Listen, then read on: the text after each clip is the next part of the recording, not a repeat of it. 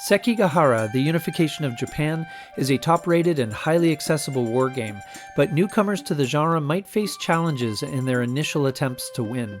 To ease this transition, I have prepared a beginner strategy guide with essential tips to help players successfully take over Japan. This is Legendary Tactics.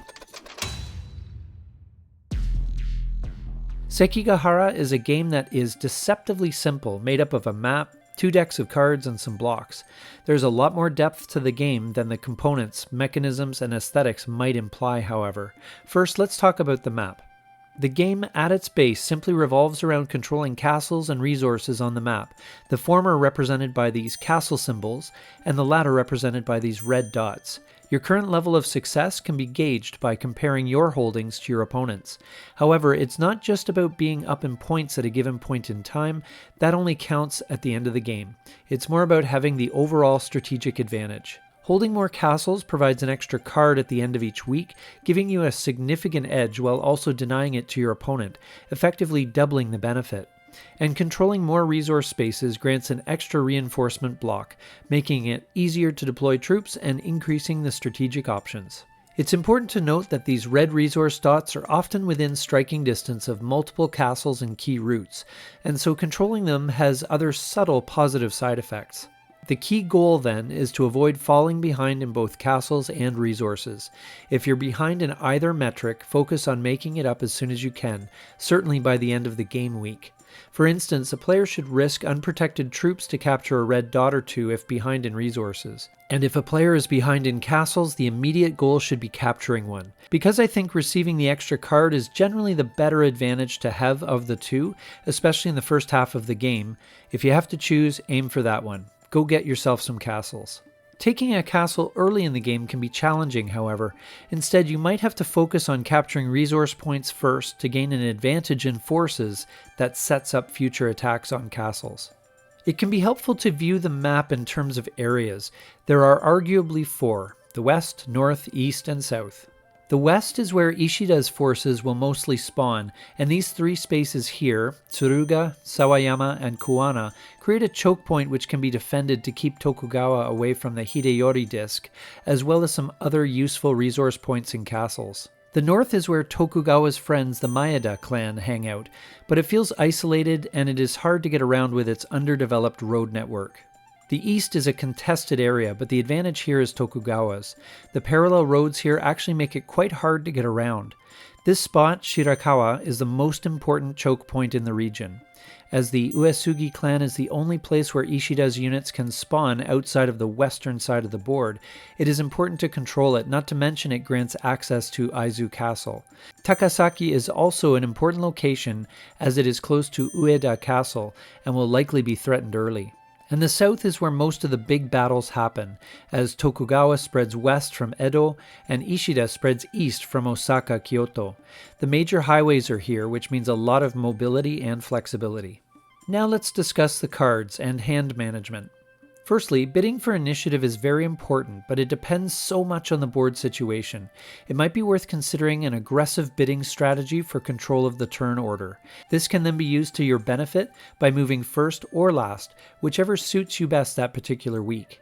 Sometimes going first can work best, as you can seize the initiative and set the tone of the week with some moves that take advantage of going first, like capturing a castle, choke point, or key resource space. Generally though, it is better to go second, as you will get the last say in how things end up at the end of the week, and you can adjust your strategy as the week progresses, based on the moves of your opponent.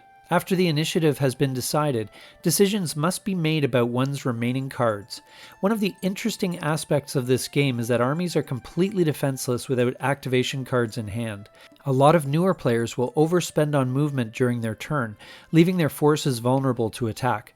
It's crucial to always have a few cards saved, especially at the beginning of the game when card supply is limited, so you will have a few cards to protect your forces with. Don't be afraid to take it slow. A good rule of thumb is to keep at least 2 matching cards per army to ensure they can, with the help of their leader, potentially reach 7 impact and deal damage even if they lose, weakening the enemy. Those 2 cards can also keep your armies ready to counterattack and even fight twice in one week. Even in the best of circumstances, maintaining 2 cards per army might seem challenging, especially when managing multiple clans. The key is to mix clan pieces within stacks. By adding 1 block from another clan to each stack, you can maintain a strong defense without needing an excessive number of cards. For example, if you have separate Uesugi and Mori stacks with 3 blocks each, you would need, under normal circumstances for this doctrine, 4 cards to protect them. Instead, if you swap the last block between the 2 stacks, you only need 2 cards, 1 Uesugi and 1 Mori, to activate units in either or both stacks. This strategy allows each army to maintain its integrity while being easier to defend, and allows you more flexibility with the rest of the cards you have in hand. The game sets up armies this way initially, and it's effective for defense.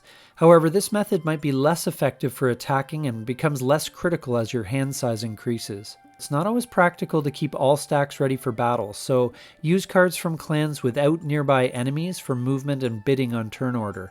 Focus on supporting the stacks in the most immediate danger. It's crucial to align your discards with your overall plans for the turn. If you can, avoid discarding cards that you might need in upcoming battles. It's advisable to be cautious early on. Ishida should aim to capture a castle quickly if possible, but otherwise neither side should overextend on the first turn. Moving multiple stacks costs a card, and having fewer than 4 cards leaves you vulnerable to loyalty checks.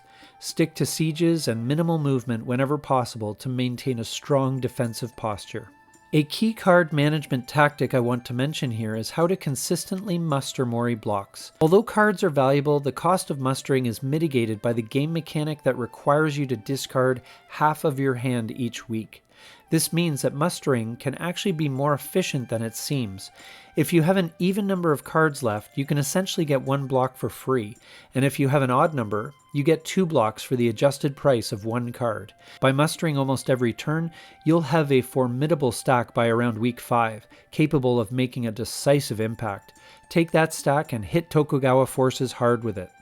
And I can't forget about the loyalty challenge cards.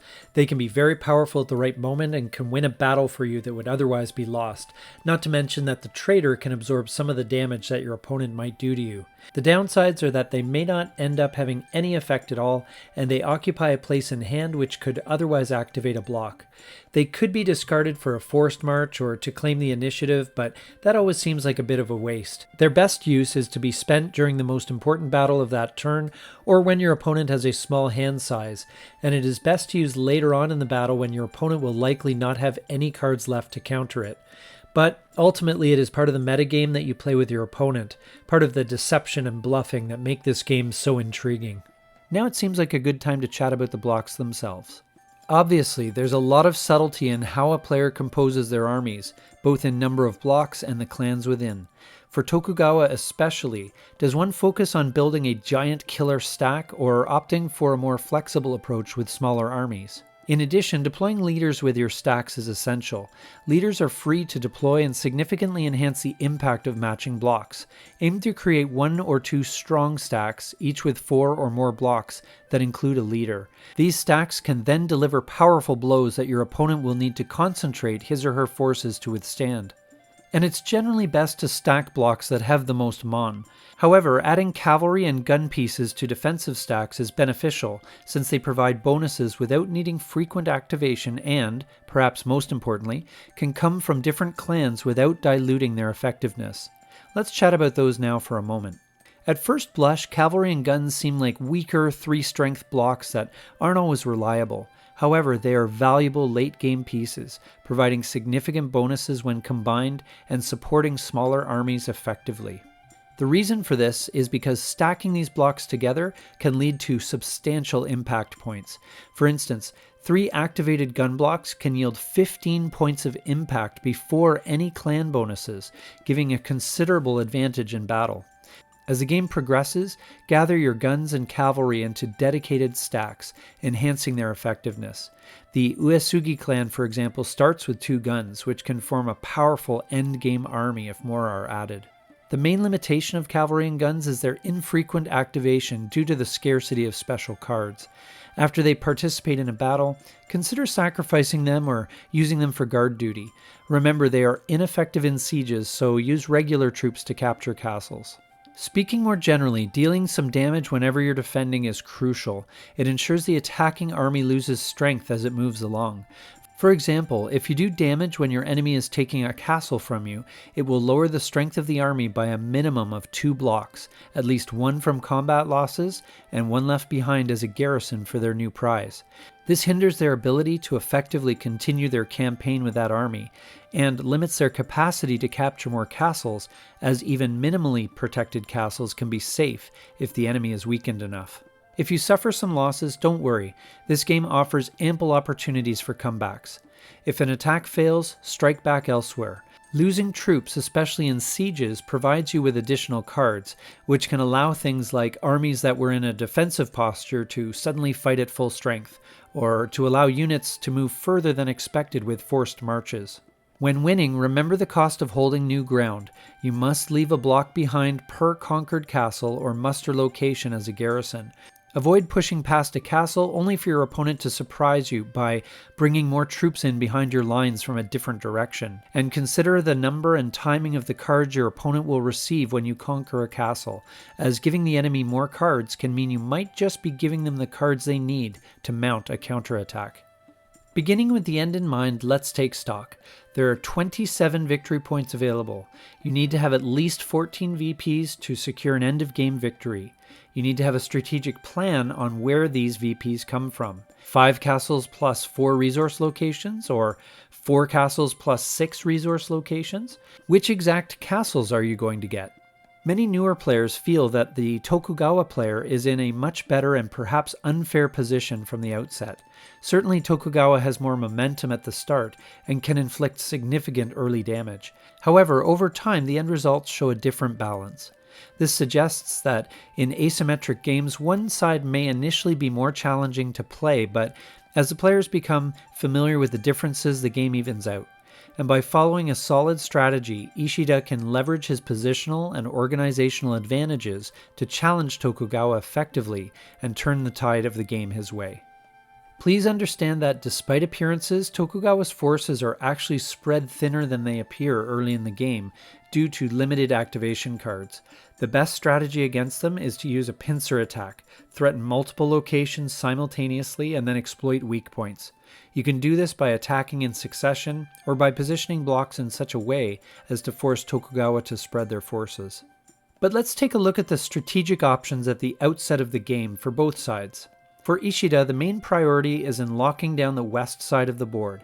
Taking the choke point spaces of Tsuruga, Sawayama, and Kuwana are key, as well as the castles at Anotsu and Miyatsu. There is a huge advantage in the proximity of his 3 largest clans' muster points. This allows Ishida to efficiently assemble strong matching stacks. By strategically biding your time, you can gather the right cards and deliver powerful targeted attacks when the opportunity arises. Once Ishida is ready to expand, he can either go north to Kanazawa or take either of the highways to get into the fight in the south. Your eastern castles, Ueda and Aizu, are weak, and the Uesugi clan is difficult to use due to fewer cards compared to the opposing Date clan. However, these forces can be used creatively. By leaving behind a couple of less useful blocks at each castle, you force Tokugawa into starting sieges. Even though the castles will fall eventually, losing those blocks in a siege grants you more cards than you would get otherwise. If you lack matching blocks and cards to defend effectively in the east, even if you can't destroy enemy blocks, you can gain up to 4 cards if and when your blocks are destroyed by siege. And the rest of the forces can be used to harass and distract the Tokugawa forces, either heading up north to seize resource spaces or reinforce the other castle in the east, towards the Date clan reinforcement entry point, or even down to Edo if the route is lightly defended, to threaten the Tokugawa reinforcement entry point. Tokugawa also has to consider the direction he will send his forces in the early game. For the Fukushima forces, their main targets early on will be Gifu Castle and controlling Kuwana to protect their vulnerable castle in Anotsu. Beyond that, the goal is to push into Ishida's home territory of Kyoto and Osaka, but they will need reinforcements from the east to do that effectively. For Tokugawa's forces in Edo, there's a lot of flexibility. The big collection of blocks there can choose either highway to move down, to move west towards Ishida's main territory, or they can be used to attack either or both of Ishida's castles in the east, the latter being the much safer move. The Date clan is furthest away from everything and can't get anywhere quickly. Their priority will be the Uesugi clan and their castle. Date can either move south to seize Shirakawa and move on the Uesugi castle at Aizu, with or without reinforcements from Edo, or they can go north, meeting up with Maeda and sandwich the Uesugi forces at Aizu with forces coming up from Edo. And finally, the Maeda forces in the north can commit either to the west to reinforce the Fukushima forces, to the east to help in the capture of Ishida's castles, or to attempt some combination of both. If moving west, Tsuruga is the most important point to control here, as it prevents Ishida from locking down the Kyoto-Osaka area with this key choke point. If moving east, the attack on either castle can be reinforced, provided you get there in time. It can be slow going on those country roads. While the other clans will operate according to the opportunities in their areas, even though they are far away, Maeda will have to coordinate their actions closely with the Tokugawa forces in Edo to properly execute your strategy. It's important to note that Tokugawa's supreme leader belongs to his clan, so he participates in battles, requiring constant protection. This either limits his mobility or creates an opportunity for capture. Ishida is a weaker piece and should generally be protected. That doesn't mean he isn't useful though. If Tokugawa is moving toward Ishida's stronghold in the west, it is useful to place your leader in Himeji, where two of your clans muster, to give newly mustered blocks extra movement, as Himeji lacks a castle despite the fact there is a famous one there that stands to this day. As either side, remember that if all seems lost, remember you can win by slaying the enemy leader. Both Ishida and Tokugawa can become exposed after battles, and threatening their location might force them to flee. With proper timing, you can at least chase them off a key castle or resource space. Don't miss that chance. We hope these tips help you win more games of Sekigahara, the Unification of Japan. Thanks for watching. This is Legendary Tactics.